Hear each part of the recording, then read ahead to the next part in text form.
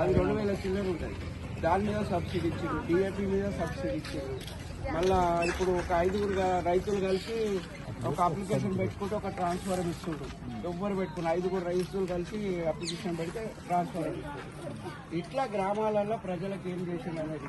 ఇప్పుడు డాక్రా మహిళలు ఉన్నారు కదా, డాక్రా మహిళలకు లోన్లు ఇస్తున్నాడు. ఇప్పుడు మొన్న మనకి అందరికి 2,000 రూపాయలు వేసిండు తెలుసా. నిన్న మొన్న సంవత్సరానికి 3,000 వేస్తున్నాడు.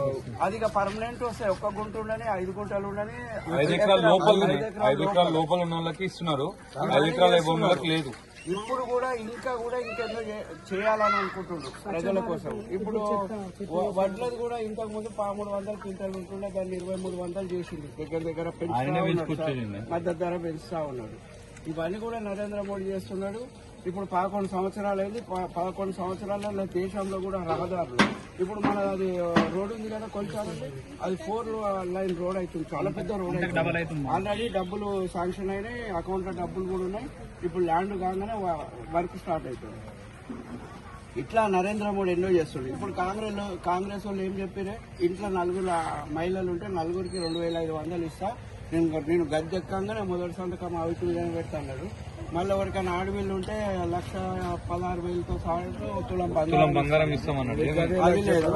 గ్యాస్ ఇస్తాడు, గ్యాస్ ఇవ్వలేదు, ఏది కూడా ఇవ్వలేదు, డబ్బులు లేవు.